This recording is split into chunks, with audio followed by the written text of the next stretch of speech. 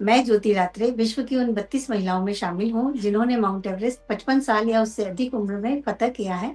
मैं भारत की सबसे उम्रदराज महिला हूँ जिसने माउंट एवरेस्ट के साथ साथ 5 महाद्वीपों की सबसे ऊंची चोटी भी फतह की है। अ, 1 अगस्त को माउंटेन क्लाइंबिंग डे की सभी को हार्दिक हार्दिक शुभकामनाएं। और मैं आज बात करूंगी हमारे पर्वतों को बचाने की।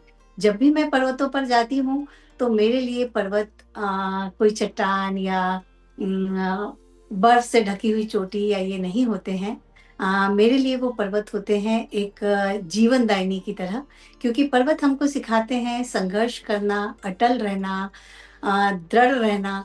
तो ये सब चीजें मुझे पर्वतों से सीखने को मिली।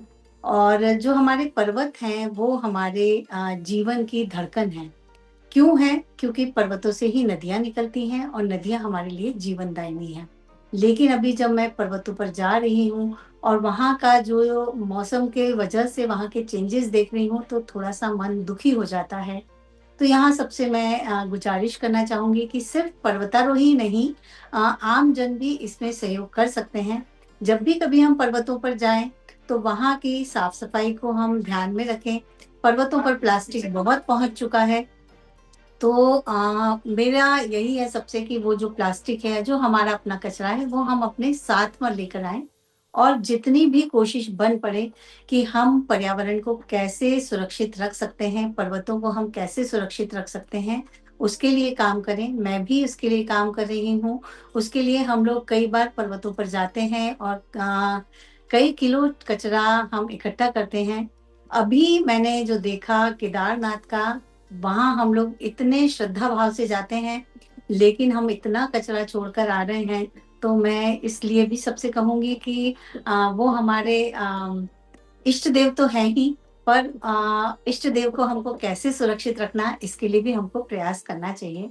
और पर्वतारोहण के लिए मैं कहना चाहूँगी कि अगर कोई व्यक्ति पर्वतारोहण करना चाहता है, तो वो हमारे यहाँ के जो भारत में इंस्टीट्यूट है, 5 उसमें पहले अपना कोर्स का कंप्लीट करें, उसके बाद वो पर्वतारोहण करें।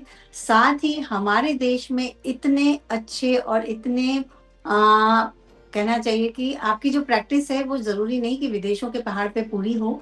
हमारे भारत के पहाड़ ही इतने बढ़िया हैं कि आप अपनी पर्वतारोहण की जो कहना चाहिए आपके मन में जो उत्सुकताएँ हैं वो सारी पूरी हमारे भारत में हो सकती हैं।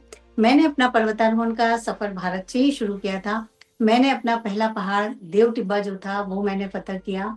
तो एवरेस्ट के लिए अगर आपको ट्रेनिंग करनी है तो हमारे भारत में रहकर भी आप ट्रेनिंग कर सकते हैं। भारत में 7,000 मीटर के कम से कम 10 से ज़्यादा पहाड़ हैं, 6,000 मीटर के अनगिनत पहाड़ हैं। और वो सब इतने अच्छे से आपको सिखाएँगे कि शायद विदेशों में जाकर वो नहीं सीख पाएँ आप। और नदियों को सुरक्षित रखना भी उतना ही ज़रूरी है। और जो ग्लेशियर पिघल रहे हैं वो हमारे यहाँ जो ग्लोबल वार्मिंग है उसकी वजह से हो रहे हैं। तो हम कोशिश करें कि हम अ, पूल कार करें, किसी भी तरह से हम थोड़ा-सा टेम्परेचर डाउन रखें। अगर हमारी प्रकृति का पेड़ लगाएँ। मैं भी काफ़ी पेड़ लगाती हूँ और इस तरह हम प्रकृति के संरक्षण के साथ-साथ पर्वतों का संरक्षण कर पाएँगे। पर्वतों का संरक्षण रहेगा तो हम भी जीवित रहेंगे, हमारी नदियाँ जीवित रहेंगी, तो हम जीवित रहेंगे।